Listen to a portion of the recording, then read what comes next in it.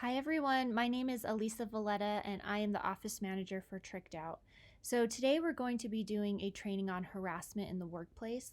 So this is just a way for us to all get on the same page as far as what Tricked Out's expectations and policies are regarding this subject. So just jumping right into it, harassment defined by the EEOC says that harassment is unwelcome conduct that is based on race, color, religion, sex, including sexual orientation, gender identity or pregnancy, national origin, older age, beginning age 40, disability, or genetic information, including family medical history. So we can see that this includes a lot more topics than just gender. They also say that harassment becomes unlawful where enduring the offensive conduct becomes a condition of continued employment, or two, the conduct is severe or pervasive enough to create a work environment that a reasonable person would consider intimidating, hostile, or abusive. So this part is kind of key. If a third person were to come in and observe the behavior, would they consider also intimidating, hostile, or abusive? So Tricked Out has a zero tolerance policy regarding this. So this means that we will not tolerate or accept any harassment in any of our stores, warehouses, back rooms, offices, be it verbal, nonverbal, or physical. So it's also broken down then into two categories. So first, quid pro quo harassment occurs when a manager or supervisor withholds or awards job benefits on the basis of sexual favors. And hostile environment occurs when the conduct unreasonably interferes with an individual's work performance or creates an intimidating, hostile, or offensive working environment. So I have a video up next that's going to go through different situations of what things we should avoid in the workplace. The law defines sexual harassment as unwelcome verbal, visual, or physical conduct of a sexual nature that is severe or pervasive and affects working conditions or creates a hostile work environment. Conduct of a sexual nature is broken into three parts: verbal, visual, and physical. Verbal includes comments about clothing, a person's body, sexual or gender-based jokes or remarks, requesting sexual favors or repeatedly asking a person out, sexual innuendos, threats, spreading rumors about a person's personal or sexual life, or foul and obscene language. Visual includes posters, drawings, pictures, screensavers, cartoons, emails, or text of a sexual nature. Physical includes assault, impeding or blocking movement, inappropriate touching such as kissing, hugging, patting, stroking, or rubbing, sexual gesturing, or even leering or staring. There are two categories of sexual harassment. The first is quid pro quo, which literally means this for that. It occurs when a boss uses job rewards such as raises or promotions or punishment such as demotions or firing to force employees into a sexual relationship or sexual act. The second is hostile environment, which is defined as conduct that unreasonably interferes with work performance or creates an intimidating, hostile, or offensive work environment. For example, it may be sexual harassment if repeated sexual comments make someone so uncomfortable that their work performance suffers, or they decline professional opportunities because it will put them in contact with the harasser. In both types of harassment, employees must prove that the conduct was offensive to someone, not necessarily the intended victim of the harassment. Here is an example. Say a male employee tells a dirty joke to a female coworker. She thinks it's funny, but a second woman passing by finds it offensive. That joke could contribute to a hostile environment claim simply because someone finds it offensive. There are two conditions that determine liability for employers in cases of hostile environment sexual harassment. The employer knew or should have known about the harassment, and the employer failed to take appropriate corrective action. Having a training program as well as a clear procedure for reporting harassment claims can shield employers from expensive lawsuits. Visit us at turnkeydoc.com for more tips on how to prevent sexual harassment, training materials, as well as a complete library of company policy and procedures. Okay, so we can see that that went through a bunch of different situations. So we're going to kind of break them down here.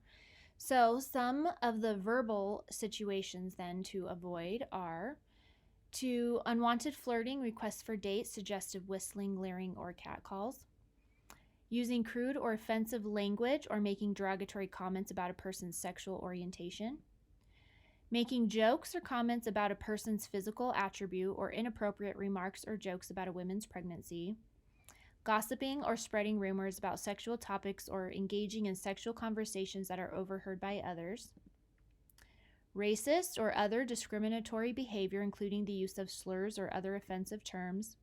And frequent mocking, teasing, or otherwise inappropriate actions towards someone on the basis of some protected characteristics, such as race, gender, or religion. So obviously we want to avoid all of these.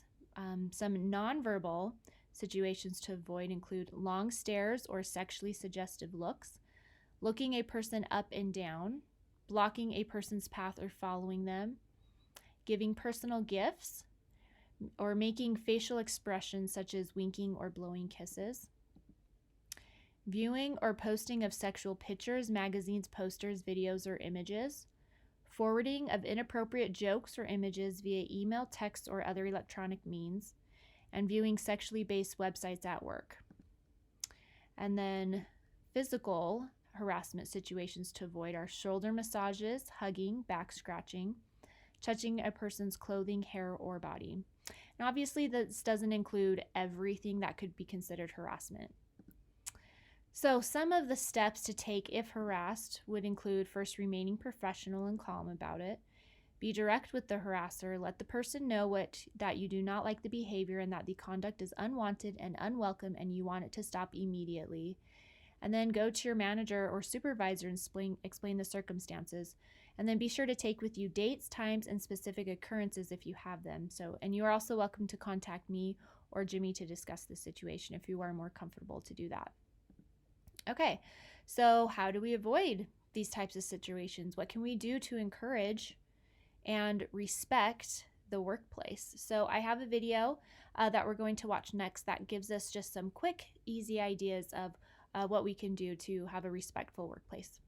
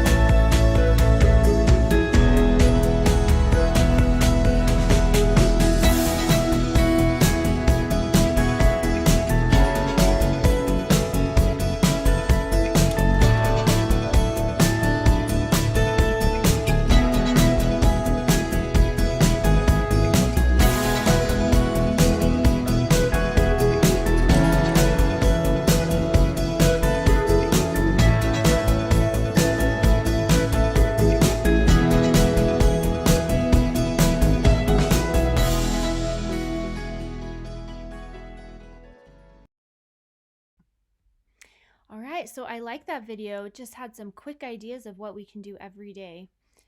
So a couple other ideas that we can have is just to treat everyone with respect. So we don't know what's happening in everybody's lives, so just treating everybody respectful. And this goes to say for coworkers and customers, right? We want to treat our customers with just about the same amount of respect as we do with coworkers also. Keep your conversations professional, be a good example yourself, and it's up to everyone to do their part in preventing this harassment in the workplace.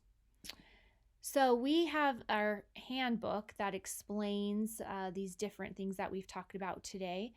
This is signed by everybody. It's in ADP with the new hire paperwork. It's signed by everyone saying that it is agreed that they will follow these policies that we have set in place. So here's just a screenshot of what our handbook looks like. You're welcome to go to ADP, and I believe it's under the My Documents section under your profile if you wanted to go and look this up yourself. So just good reminders for what our policy is and what we are looking to avoid in our workplace.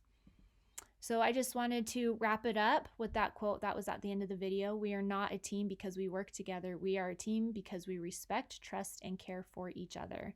So if you have any questions about any of the things we've talked about today, then please feel free to reach out to your manager and they can help you answer any questions. All right. Thank you.